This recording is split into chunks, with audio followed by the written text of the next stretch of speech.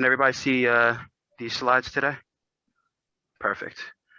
As it was stated earlier, my name is Delaney Wallace. I'm a financial planner for Barnum Financial Group, and today we're just going to go over some of the basic wellness overview financial topics and strategies that we use with a lot of our clients. I am going to change the presentation just a little bit, just to add a little bit of more context and a little bit more value with some of the recent things that are going on around in the world. But I do think that you're going to get a lot of value today. Here's a little bathroom reading with some of the disclosures and things on that nature. If you guys want to read it, I'll be happy to send it over to you. But let's move into the presentation.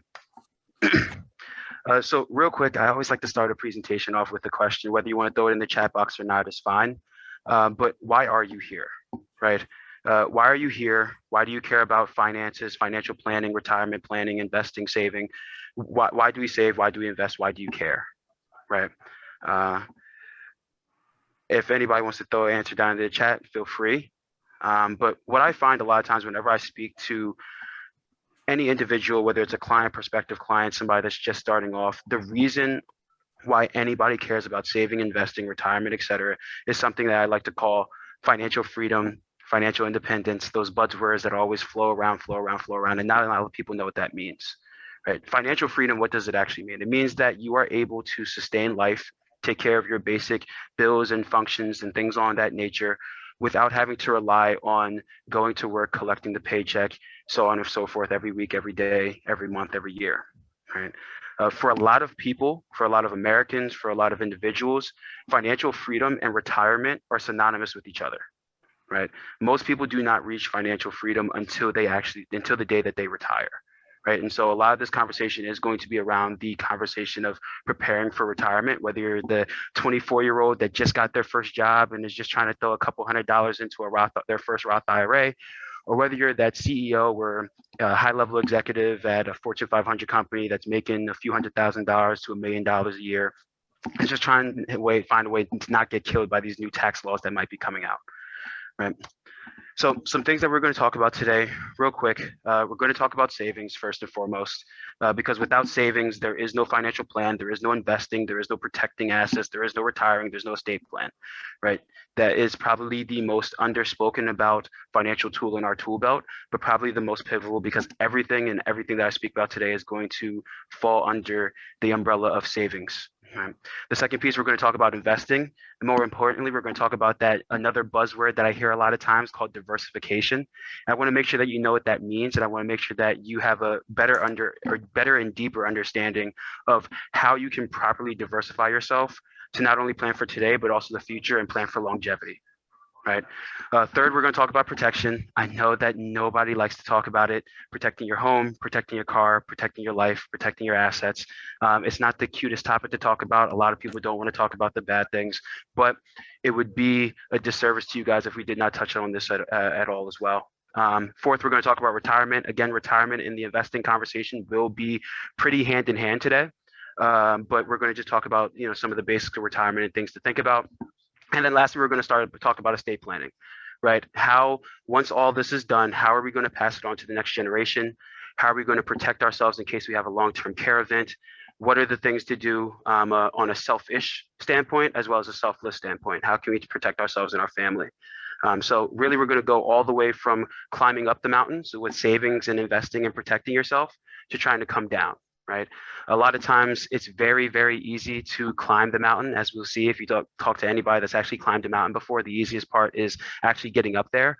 But the most dangerous part and where you find the most trouble is actually coming down the mountain. That's where you actually see the highest death rate with climbers. Right. So first and foremost, savings. Whenever I speak to a couple, an individual, a client, etc., my number one goal is to help them become something I like to call a world-class saver. Right. In this pre-populated slide, they talk about saving 10% of your monthly net income month over month. For me, I like to push that number up a little bit. I want to try to get to 15 to 20.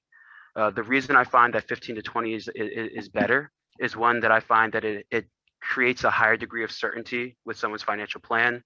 We're able to control fixed expenses a lot better, and we're able to not have to always chase rate of return but also have a little bit more of a smoother ride along the way, right? So not only does it help you when it comes to helping with compounding interest, which we're going to talk about, but it also is going to help you when it comes to retirement and not having some of those extra fixed expenses that might not necessarily be necessary from making bad decisions in our 20s or our 30s that are kind of lingering on after and after, right? So what do we save for? Right, a few things here. If you look at the screen, we save for an emergency fund to build that up. Me personally, I like to tell my clients to have 6 months to a year worth of living expenses saved up in case an emergency happens. And if these past couple of years have not taught us anything, something can and will always happen. Nobody would have expected the last couple of years to go the way they did, and those that were prepared for it are sitting a lot prettier than those that were not prepared, right?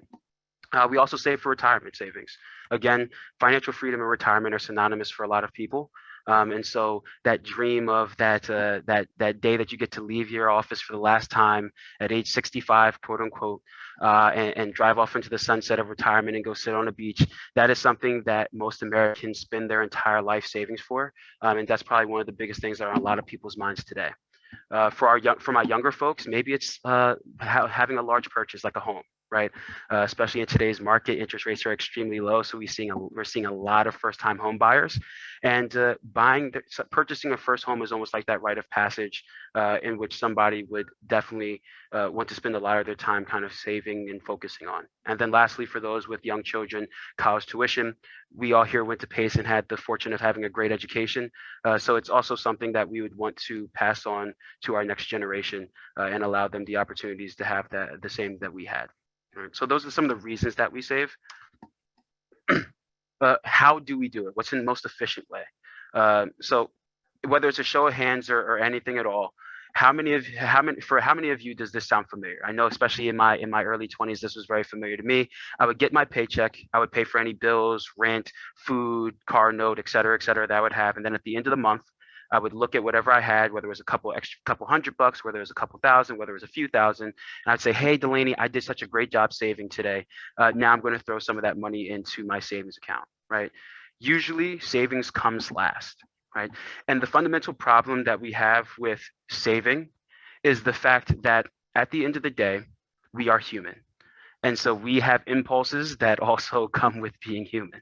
So at the end of the day, if we get to the end of the month and we have a couple $100 that we weren't expecting, or a couple thousand or a few thousand, depending on your income level, and we see that new TV, we see that car, we see that purse, we see that nice new suit, we're looking at our bank account, we said, hey, I did a really good job saving this month. I should treat myself. I deserve it.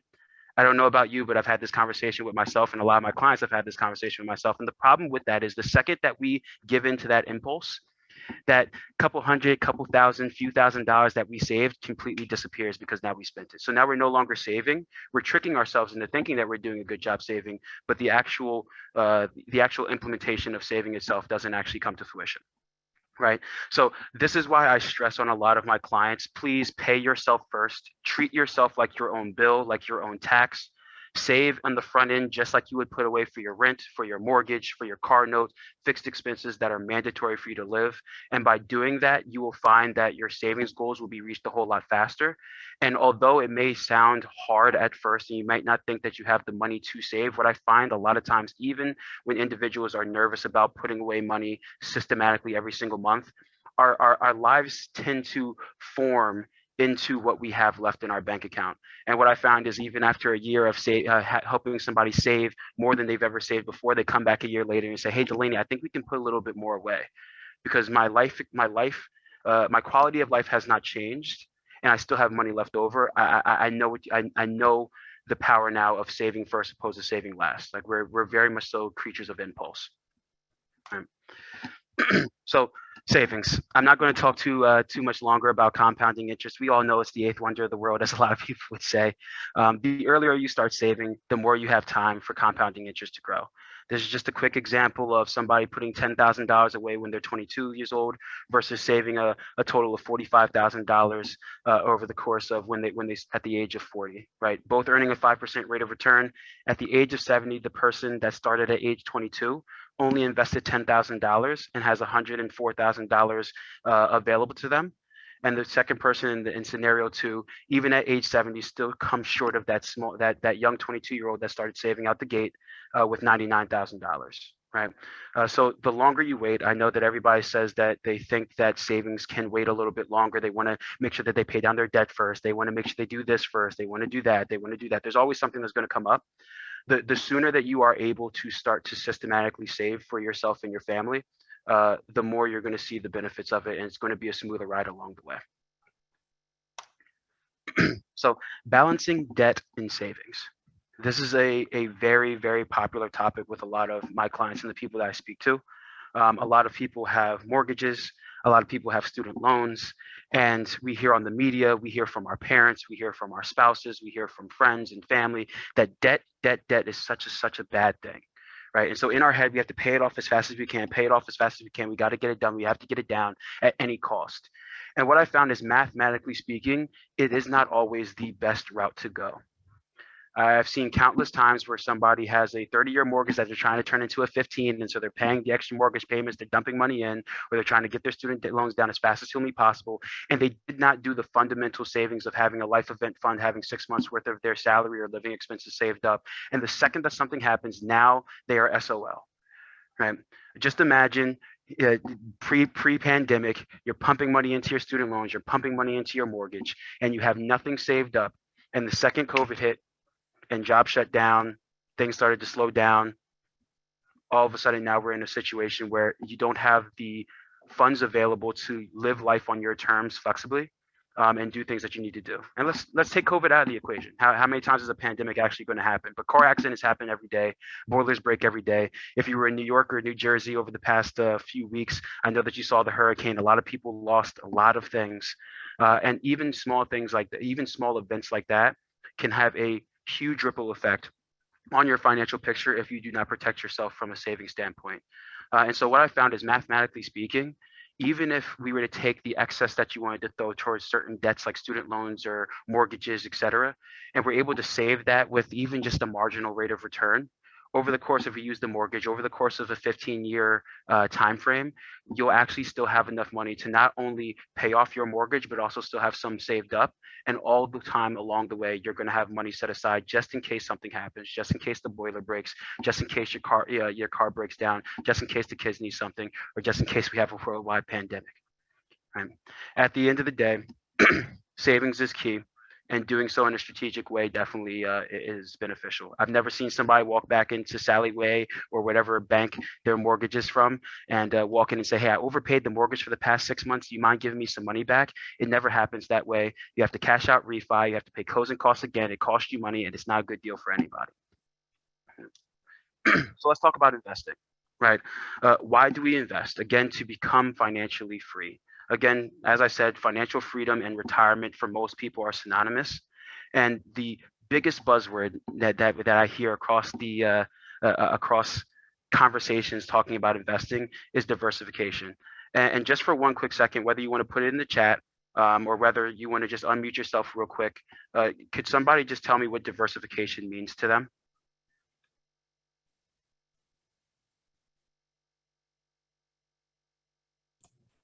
Diversification means investing in different asset classes. So you may keep, money in cash, you may keep money in stocks, you may keep money in bonds, you may keep money in mutual funds, things of that nature. I'm sorry, could you repeat that one more time? I cut out. I'm sorry. No, that's okay. So diversification means investing in different asset classes, such as placing funds in cash, placing funds in bonds, placing funds in money market, mutual funds, etc. Awesome. Thank you so much. Thank you. So for most people that I speak to, that's exactly what diversification means to them, right? So here are some things that I typically see. When I hear diversification, a lot of people talk about what's your risk tolerance. We talk about we're aggressive investors, we're conservative investors, maybe we're somewhere in the middle, we're moderate. A lot of people talk about stocks, bonds, ETFs, mutual funds. Some people love the cryptocurrency space. All of these different investments, they call it diversification. Again, for some people, they love real estate, and I love real estate as well. And so they put a lot of their money and their efforts into building up their real estate portfolio. And again, they call it diversification. Today, I'm here to tell you that although all of these things are extremely beneficial, it's not diversification. That's allocation, right? And so today I wanted to touch a little bit more on truly what diversification is and how we can actually plan around it, right? All these investments are good that we spoke about. All of them have value. All of them have merit, and we use all of them here at my firm. But when we talk about diversification, we talk about the stocks, the bonds, the ETFs, the cryptocurrencies. How many times do we talk about the tax implications that surround these investments? How many times do we plan around it strategically with intention? Or do we just set the money aside and say whatever growth we get from it, we'll pay the taxes on it because it was more than what we had before, and we're perfectly fine with whatever the repercussions of those actions are, right? So again, knowing what you know about the state of our national debt, knowing about Social Security, knowing about the COVID relief programs that's gone out, all the other programs that are going around in the government that have to be paid for. Just by a show of hands, you can use the raise the hand function. How many of you guys think that taxes will be lower in the years to come than they are today? By show of hands, how many of you guys think that taxes will be higher in the future than they are today? See, a lot more people there. Well, see, a lot of specialists and a lot of professionals also agree, and I would also agree with you as well. Listen, at the end of the day, uh, we can't control the stock market, right? I can't control the stock market. We do a good job of hedging against it. We do a good job of investing. You can't control the stock market. Nobody really can, unless your name is Elon Musk and you make a couple of tweets, and then again, it only lasts for so long before the market corrects on you, and then we're back to square one. But at the end of the day, we cannot control the stock market, but we can control the taxes that we pay on the money that we earn. So listen, we all have to pay our fair share in taxes. But one thing I like to focus on is helping my clients take more control of their taxable situation, right? You can control it. And today I want to hop out of the presentation just for one quick second, just to walk you through a quick scenario, a quick exercise that I use with a lot of my clients that will give you a little bit of clarity there. I'm going to stop sharing just for one quick second.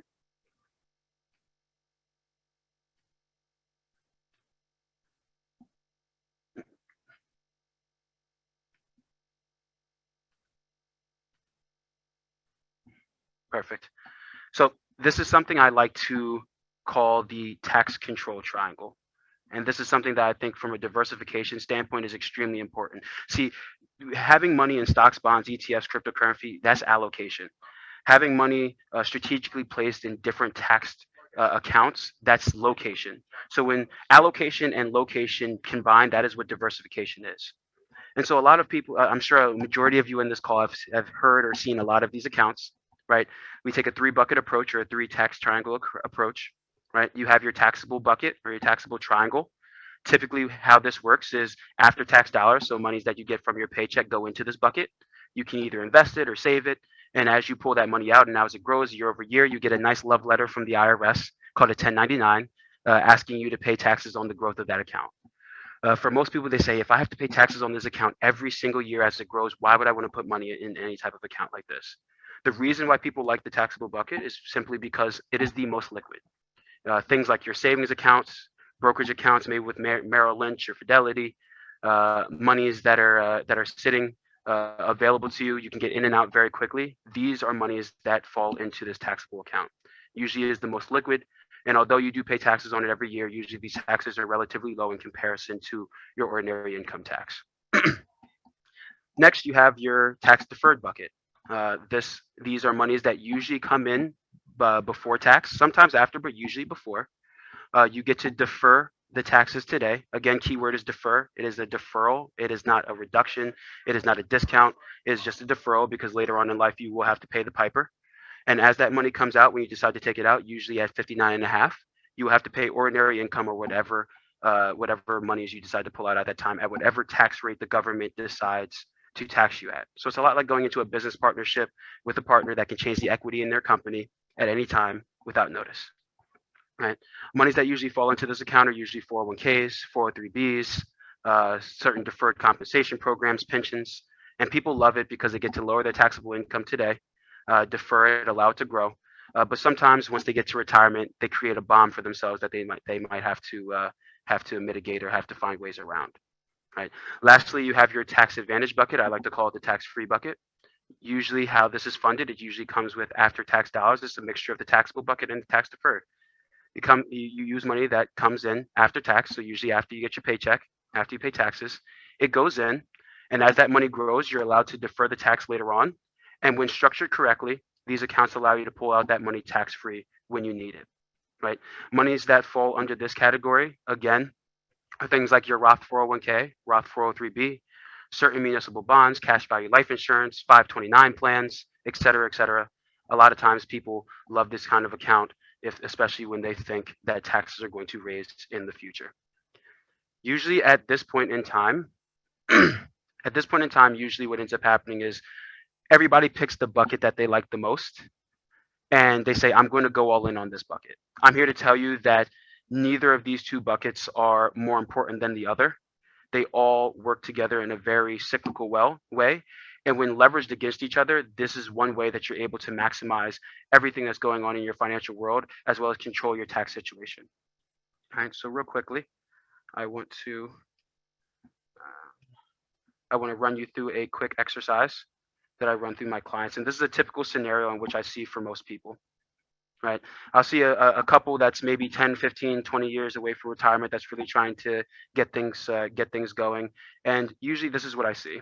They have a majority of their money in their 401k or a tax deferred account, maybe about $500,000. Maybe they have $70,000, maybe a year's worth of a salary or half a year's worth of their salary saved up in their taxable account as a life event fund or a emergency fund.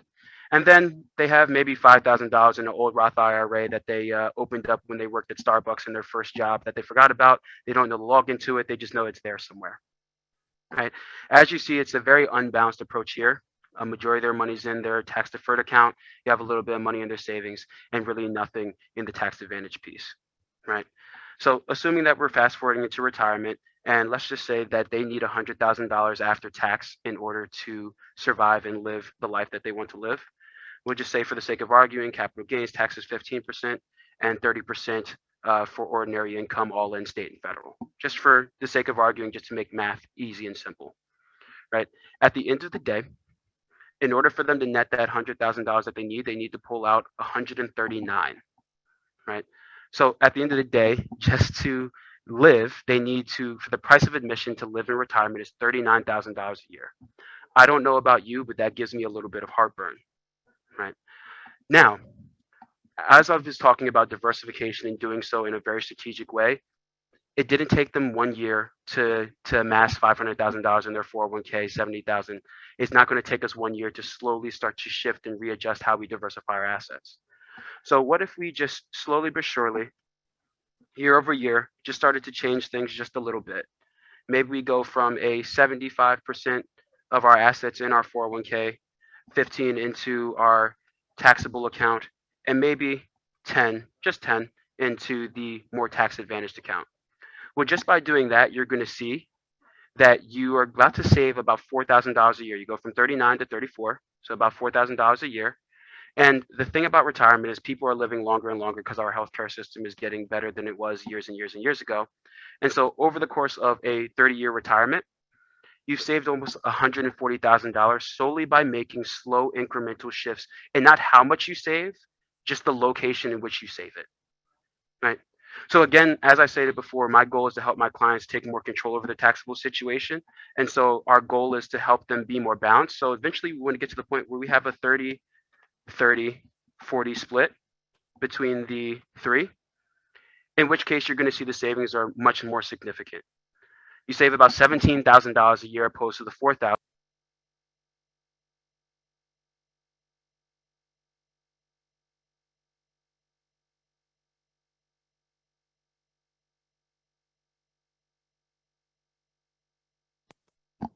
My apologies, my mic turned off.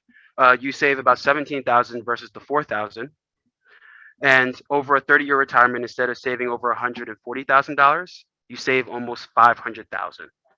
Right?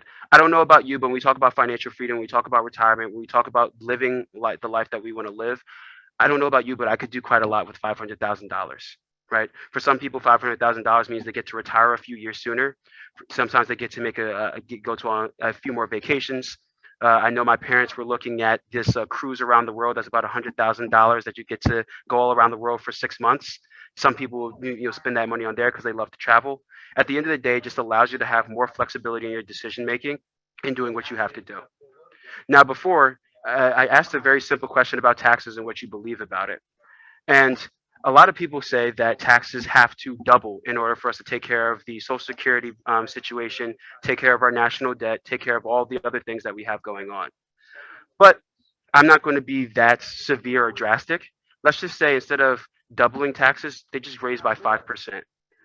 What is to happen if taxes raise by 5%? Well, if taxes raised by 5%, you go from saving over $17,000 a year to $22,000 a year. So that's an extra $5,000 of savings. And again, because people are living longer and longer over a 30-year retirement, you save $650,000 opposed to the $500,000 that you saved before. So that's an extra $150,000. What would you do with an extra $650,000 in retirement in your life, right? My job at the end of the day is to plan for not only taxes, not only market changes and changes in legislation, but also longevity. People are living longer, and longevity is key, right? When I think about retirement, I think that retirement is a lot like driving a car down a long road.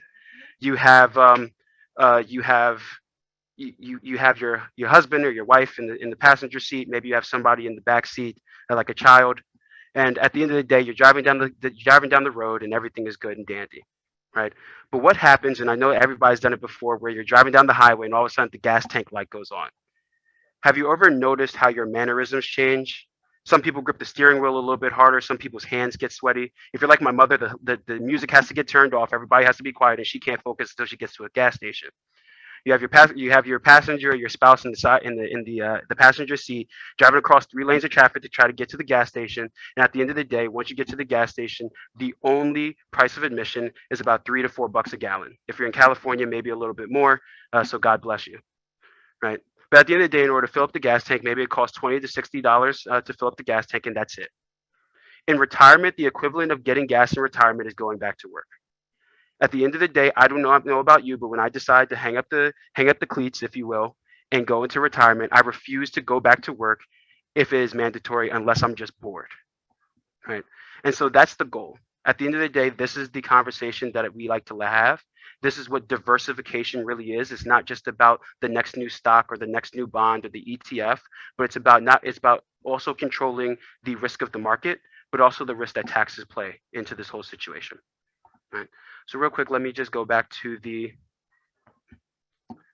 old presentation, to the slide, just to pick up.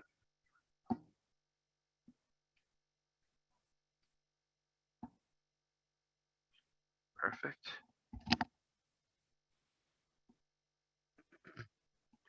So now that we've spoken about retirement, let's talk about protection.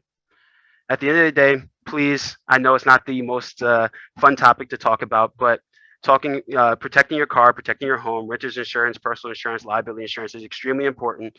And although it's not as hot or new as the cryptocurrency or the next stock or the next bond or Tesla, et cetera, it still plays a significant role in your whole financial picture, right? Please review it year over year. There's countless times where I look at individuals and they're paying too much for their insurance for things they may not necessarily need, or sometimes there's gaps in their coverage that leaves them susceptible to things that they might not actually want to be susceptible to. For example, if you have children and they're driving your car and they get into a car wreck, yes, you might have car insurance, but do you have umbrella insurance to cover other expenses or liabilities that might happen if you get sued, et cetera, right? For those, again, in New York or New Jersey during that flood, I had a few friends that lost everything in their home because it flooded, and they had no renter's insurance. It costs pennies on the dollar, and to mitigate the risk of $20 to $30 to $40,000 worth of expenses, whether it's TVs, sofas, couches, work supplies, things on that nature, it's definitely worth it just to make sure that you are covered just in case, right? I know nobody likes to think about it. I know that we all think that we're Superman or Wonder Woman, but taking care of risk is extremely important when planning for financial success, right? Also, when we talk about protection, we talk about health insurance. right? Looking over and reviewing your employee benefit booklet, although that thing is huge and is thicker than the Bible, it is imperative that you go through it. And if you don't want to go through it, that's why it's always good to speak to a professional, whether you have an advisor or someone like myself to look over it, to go through what some of these nitty gritty things mean. Whether you choose between the high deductible plan and low deductible plan, that is up to you. I'm personally extremely healthy. I rarely go to the doctor unless it's for my yearly checkup. So the high deductible plan works best for me because I get to lower some of the premium costs there. For those of you that are in the hospital more often, such as my father, severe diabetes, in the hospital quite often, it sometimes is better just to have the low deductible plan so you don't have money coming out of your pocket. And then lastly, you have things like your HSA account, which even if you don't necessarily use it in this year or next year, it is still extremely beneficial for you to put money towards that plan because it's something that you can plan for the future. As we get older, again, we're living longer, which means that as we live longer and get to age 90, there's going to be something wrong with our health. I promise you that.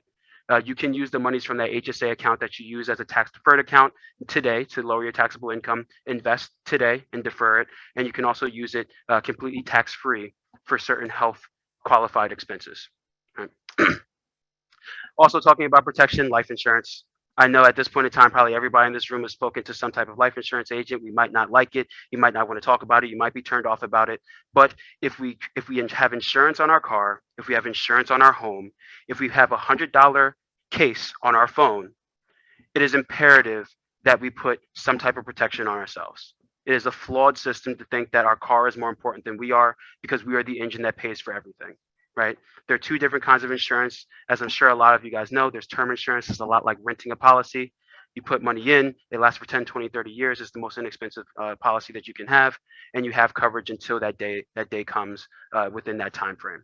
Whole life insurance is a whole lot different. It lasts as long as you do. Yes, it's more expensive, but you have certain added features, benefits, and riders that allow you to play play around with your financial plan and give you more certainty overall.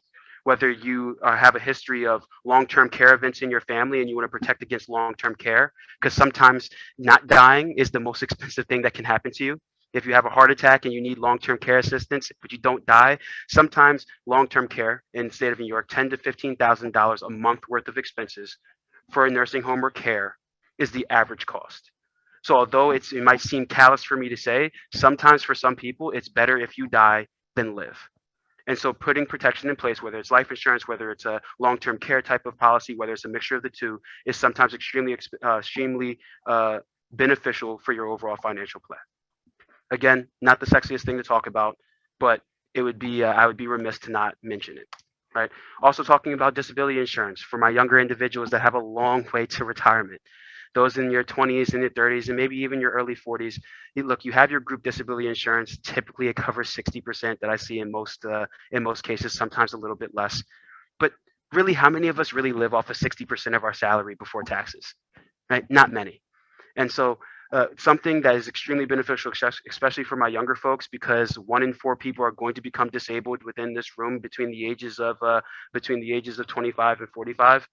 It's imperative that we plan for these risks. And even if we only use it once, 1 year out of our entire working life, it pays for itself, but it allows us to stay on track for our financial goals. And again, pennies on the dollar in comparison to the wealth that we could amass or lose over that period of time. Right.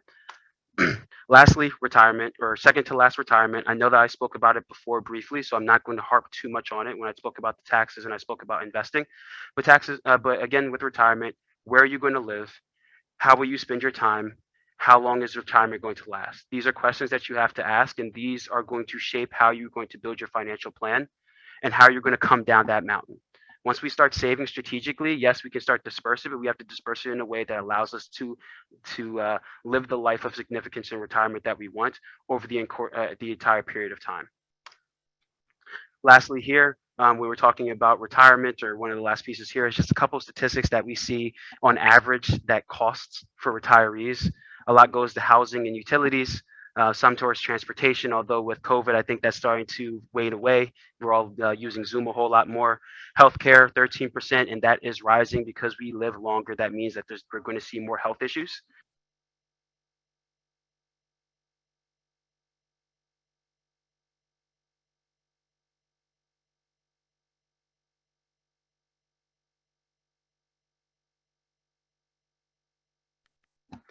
My apologies, my headset doesn't want to agree with me today. Food. I know that with the pandemic, we're definitely we might not be eating out as much, but Uber Eats just finds a way to creep up on us all, and those delivery fees sometimes cost more than the food. So even though it says 12%, I see those numbers rising day over day and year over year. Entertainment, whether we're going out to dinners or lunches or family events, and other just miscellaneous expenses that we might not be able to think of. That's usually the breakdown that we see. Again, in retirement, these are some of the sources of income that we're going to see. We have Social Security, which is probably the one and only pension that every American has.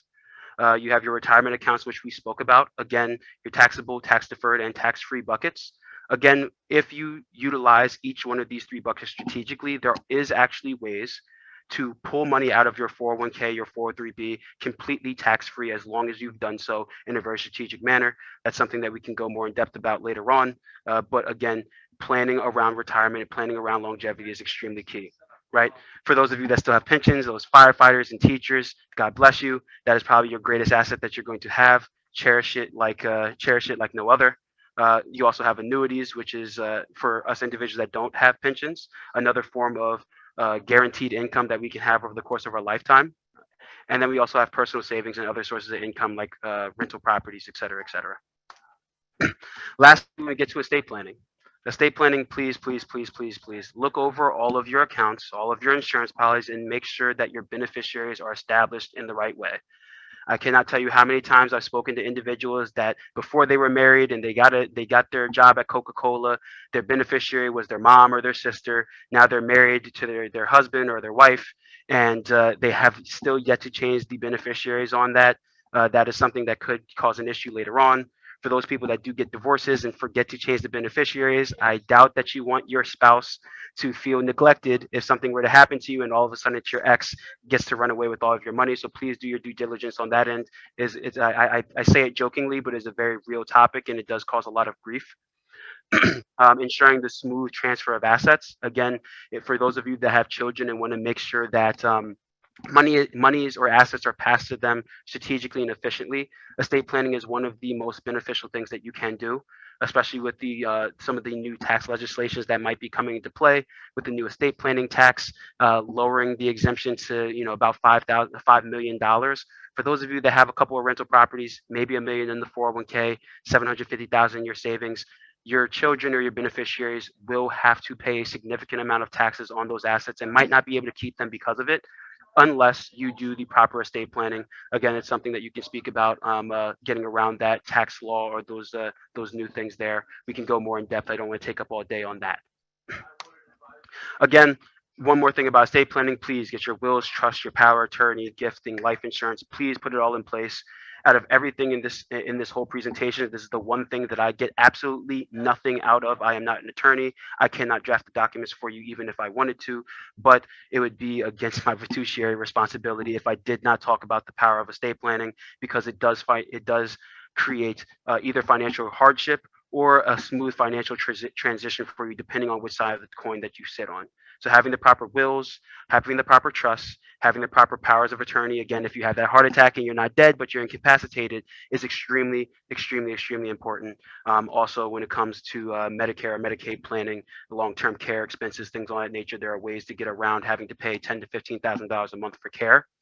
So unless you guys like the sound of throwing away $15,000 a month, I would definitely take the time to speak to an estate planning attorney if you need connections to some. I have a few across the country that would be happy to work with you. So last but not least, just a quick review. This is what we spoke about today. We spoke about the power of saving and why it's so important. We talked about investing and the difference between asset allocation, asset location, and actually diversification. We talked about protection, even though a lot of people probably didn't want to hear it. And we talked about retirement planning, trying to come down that mountain in a very strategic and systematic way to allow you to have money and live a life of significance through the longevity of your retirement. And then lastly, we talked about estate planning. We came up the mountain, we came back down, and then we followed up with the estate planning pieces, giving it on to the next generation in a way that allows you to pass the money and the assets that you worked your entire life to amass and distribute them in the way that you want to do it and not have it all go to the government, whether it's New York State, New Jersey State, California, Atlanta, et cetera, et cetera. So with that being said, That's my presentation for today. This is my information on the slide. I'll also throw it in the chat for anybody that wants to shoot me an email, shoot me a call, book a meeting, anything at all. Or even if you don't like something that I said and you just wanted to yell at me, it'll break up the day and it might be a little bit of some comedic relief for me. So with that being said, I'll open the floor for any questions if there are some, and if there's none, I thank you for taking the time to speak with me today. I think I gave you about 17 minutes of your time back in the day, and I appreciate your time. Thank you. We actually have a few in the chat, a few questions. Okay, If you perfect. want. There was one kind of back at the beginning of your presentation asking net income equals net after all regular expenses such as mortgage. Yeah, so net income, when I say net income, that's before expenses. So net income is after taxes. So after taxes, before expenses, all of that, your net income is what you get to actually take home and spend, whether it's on discretionary items, whether it's on fixed items, whether it's just on luxuries. So that's what I mean by net income. So net income is what you actually take home at the end of the day. You want to make sure that you save that up. Typically from a life event fund, we want to have 6 months to a year worth of either our salary or our living expenses, just because that allows us the time to say if we lose our job, typically takes us 3 to 6 months to find a new one. Worldwide pandemic, God knows how long that's going to last. Other things of that nature, it just gives you flexibility. One thing I learned playing sports or football throughout my life, or any sport, is that flexibility is key, agility is key. And so your ability to react to situations favorably to yourself is probably the most important thing in athletics. You never see somebody run straight to the end zone for a touchdown. Same thing with your finances. There's always going to be a bump or a bruise or a road that you have to maneuver. And so having the ability to make decisions that you want to make, opposed to decisions that you have no other option to make because you did not plan for them, is extremely pivotal. Hopefully that answered the question. We have another question. At what age a single person should collect Social Security, given that single people have no options like couples do? And when a single person passes away, all contributions are lost, and that could amount to hundreds of thousands. Yeah. So not to give you a dodgy answer, but it really does depend. One, legally, I can't give the exact answer just because I don't know your situation, but also just it truly does depend. If just a rule of thumb, basic rule of thumb, if you have a history of family members living to age 100, then sometimes it benefits you to wait for full Social Security age. If you're somebody that unfortunately family members pass away at 70, it doesn't really make much sense to wait till 70 to start collecting Social Security. So it really just depends on how long you think you're going to live. I don't know the answer. You don't know the answer. So it has to be an educated guess. And then it also just depends on whether or not you need that income today in order to retire, right? If you don't have a lot of money saved up in your 401k, you need that guaranteed income, that pension, in order to fill the gap today. Waiting 5-10 years to take Social Security is not going to do anything for you because you're just not going to be able to even make it there. So there's a number of things that go into that. If you want a more in-depth answer, I'd be happy to chat with you offline, whoever asked that. So I can give you a less dodgy and a less it depends answer. But yeah, those are kind of rule of thumbs. If you live longer, then you could wait and get the max because you actually break even faster and get a little bit more money.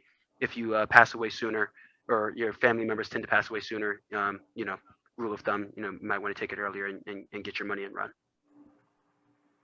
There was another question. I'm not sure exactly what this was pertaining to, though, that said this example assumes zero state income tax. That was from Sharon. I don't know if you remember what part of the presentation we were in, if you'd like to unmute. And Hi, I got a particularly deep voice for somebody called Sharon. Sharon's my wife. Yeah, so Sharon's the alum. So yeah, this one was actually where you were doing your second presentation and you were putting in assumptions about future taxes.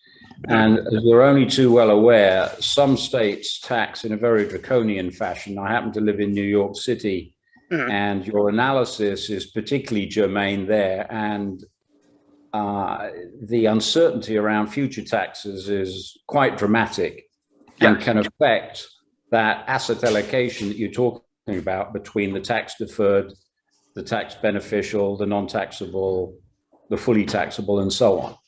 Yeah, 100%. So I guess the question was, did I account for state taxes in the Yes, example? correct. Yeah. Yeah, So yeah, I just assumed 30% all around. You live in New York, so it probably might be more depending on your tax bracket. Just sure. for the sake of argument and making numbers just easy and smooth, we just used a flat 30% all the way around, Okay. state and federal combined. But the concept still remains the same. I live in New York as well, so I know that taxes can Sure. be crazy. So there's just a little bit more planning that we have to do. Mhm. Really, overall, that part of the presentation, it was more so just to show the Understood. the benefits of having a more diversified portfolio, just with the The location as tax well, and how it can perspective. be able to actually save you money. So you being Yeah, in New York just makes that conversation even more dramatic. There's yeah, a lot more things to think about, and so you could definitely benefit from having a well balanced, well planned out approach to either get you somewhere to the 0% tax bracket in retirement if you're able to, or yeah, at least knock those taxes down as much as humanly possible. yeah. But yeah, no. Thank So you. the numbers that I gave you were not 100% accurate to any state. It was just for the sake of argument's sake, instead of going back and Mhm. forth on state Yep. numbers. Thank you. Appreciate it. Thank you so much. We have another one. You mentioned taking money from a 403B and not paying taxes on it. Could you discuss that further? Yeah. So when we go around tax planning and doing so in an extremely efficient way, the overall goal is to get your taxes as low as humanly possible, right? And so for some of the individuals, especially with the nurses and nurse practitioners that I work with, when we talk about trying to retire 5 to 10 years sooner, a lot of it is tax planning. And so if we're able to put you in a position where you have the right amount of money in your 401k or 403b, that your required minimum distributions, or even just the distributions that you take before you're required to take distributions, are below what we call the standard deduction. Single person 12,400, married couple 24,800. Adjusting, maybe it changes next year, but there's these numbers we have right now. Though that first 12,000, or 24,000 comes to you tax free. So even Bill Gates does not pay any taxes on the first $12,000 of income, or 24,000 if he's married, of income that he has, and then every dollar after that goes through the scale. So again, if we are able to put you in a position where we're pulling a majority of your money from the tax-free side, some from savings, and then we're able to keep your distributions from your 403b in this example underneath the standard deduction, we're able to do a number of different things. We're able to pull money from your 401k or 403b completely tax-free, which also makes the dollar more powerful. But because we're not paying any taxes on that money, we're also going to put ourselves in a position where we don't have to pay taxes on Social Security, right? Our Social Security benefit is taxed based on how much taxable income you have in retirement. So the lower that taxable income is, the lower the amount of Social Security taxes you're going to have to pay as well. And so that's where we say, hey, trying to get you in a position where we're being the most tax efficient. That's a perfect world. Are we able to get everybody there? No. Depends on what your savings habits are like, when we're able to work together, et cetera, et cetera. But yes, in a perfect world, if the stars align in that right way, we're able to get to you at the proper timing. We are actually able to pull money out of the 401k, 403b tax deferred account, tax-free, if you will, just based on those tax laws. Hopefully that answered the question. We have another one. How can you put more in tax advantaged when there are salary cap restrictions, i.e. a Roth IRA salary cap 529, 10K per year? Yeah. So there's a number of different things you can do. One, HSA account, definitely beneficial. As we're living longer, as you saw, I think 13% of expenses in retirement goes towards healthcare expenses. So if you're putting money towards the HSA account, I forget the exact max that you put in there, you're actually able to use that money in retirement. And sometimes you're actually able, depending on how yours is structured, use old receipts from old medical expenses that you had in the past to be reimbursed later in life. In which case, there are scenarios where we're able to take, a machine or a special shoe or whatever, give that bill to the company, get reimbursed for it, years and years later, and then use that money for whatever it is that you want. So depending on how your HSA account is set up, you can do things like that. Even if you have to use it directly at that specific time in retirement, odds are if you're living to be 70, 80, 90, there's going to be some type of medical care, whether it's just a small piece of medicine or whatever the case may be. Also past that, depending on your situation, we can do something called Roth conversion. We want to be very want to be very cognizant of how we do that, just because that can bump you into different tax brackets. So we want to make sure that we keep you in that right realm. But we're able to convert tax from like a traditional, IRA into a Roth IRA, therefore backdooring the Roth situation since you can no longer contribute. Past that, if depending on your situation, we're also able to structure life insurance in a way that allows you to actually build up a tax-free asset. There's a lot of the nurses that I work with, we're able to structure policies in a way that gives them, pretty much guaranteed cash tax-free income in retirement to help supplement certain things. And since there's no restrictions on the contributions of life insurance, as long as we have the right amount of insurance compared to the actual cash value in the policy, the IRS actually does not recognize that, and you're able to put money aside in a tax-free basis that has no market risk, as well as grows on a tax-free basis and allows you to pull it out. So there's a number of different ways. Again, not to give you a dodgy answer that it depends, but a few would be HSA account, another would be backdoor Roth, another would be cash value life insurance. If structured correctly, please make sure that you structure it correctly. Speak to somebody like myself or another advisor that knows how to do that. As well as if you are a business owner, there are other ways that are a little bit more complex to do that as well. And if there are any questions on that, we can talk about that offline as well, because that might be a longer answer. Thanks. And William has had his hand raised patiently while I've been going through the chat box, and then he added his question to the chat. William, would you prefer to ask, or do you want me to just read it from the chat?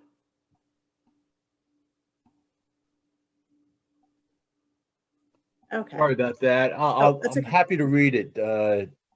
Hi, Delaney. I'm a CPA tax advisor. I'm a huge Roth advocate. I was just wondering what your opinion was, particularly for younger people, given their longevity. Is there any reason why younger people should not forego the tax deferred option in favor of the after-tax option of the Roth, be it for 401k or a Roth, in your opinion? Is there any, basically, is there any circumstance for a younger person not to contribute if they have the opportunity for, particularly I'm focused on work, on employment plans at work that have the Roth option? Yeah.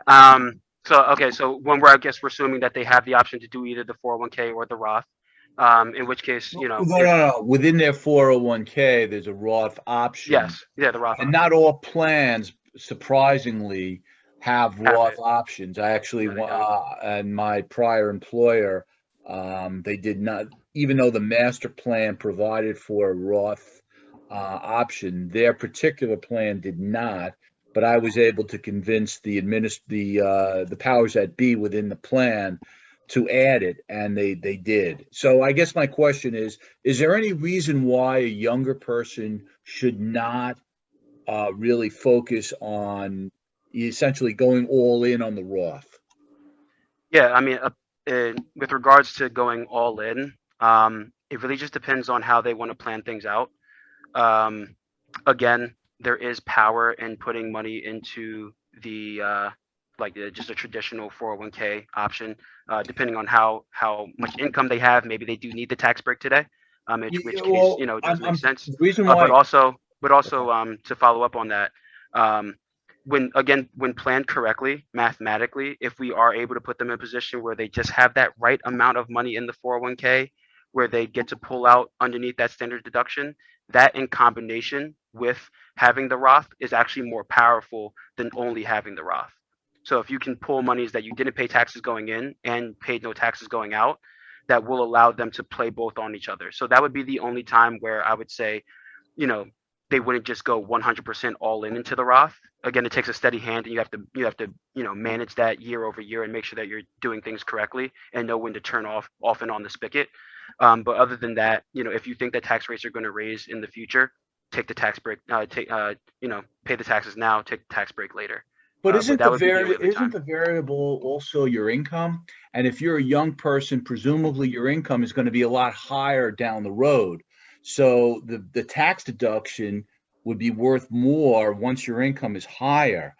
I mean, wouldn't that then lean you, even if tax rates are flat in the next 40 years, which I don't think they'll be, but even if they're flat, assuming that in a young person's career, the arc of their income is going to be going up, the value of a Roth in the early years is extremely powerful because that's going to grow tax-free, whereas the loss of the deduction is not going to be as valuable because they're in a lower tax bracket.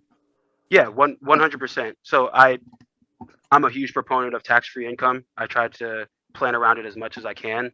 So more often than not, there is a very heavy emphasis on making sure that we're managing that portion and pumping as much as we can into tax-free vehicles, just because of, a lot of my clients do believe that taxes will raise in the future, and that just gives them the most power. And then later on in life, if you do need a tax break, then we'll take it. But just to specifically answer your question, if there was ever a scenario in which a younger person would want to say, hey, I want to go with the traditional option versus the Roth, it would only be under the pretense that we are solely planning to try to make sure that we have just enough money in that 401k to pull it out in a way that allows us to pull it out tax-free. But more often than not, when it comes to planning, there is a heavy emphasis on the Roth over the 401k. And usually my clients would pick that over traditional 401k, unless for some reason, like you said, they don't have that plan within their company, which also happens more often than not, especially with some of the nurses that I speak to. Sometimes it's just not a Roth option. So then we just take advantage of the free money with the match, and we find other ways around it. So assuming that you have the Roth option and the traditional, again, I lean more towards the Roth. But to answer specifically your question, if there's ever a scenario when you would choose the traditional over the Roth, or not just go 100% all in on the Roth, that would be the one specific scenario. But yeah, I definitely agree with you. The power of it later with the higher income is definitely more greater than when you're just out of college making $50,000 a year, or maybe you're a nurse making 85. And then even nurses, their income seems to level off, so they probably won't make much more than that 85, maybe 100, depending on, if they go back to school, things of that nature, if they change. But there's a number of different facets, but hopefully that answers your question. Well, thank you very much. Very good. Very good job, Delaney. Thank you. Thank you. Appreciate it. Thank you. And with that, That was a great question. With that, I think we'll wrap this session up. So thank you all so much for joining us. Our next session will be on October 27th, and it focuses on managing healthcare costs in retirement.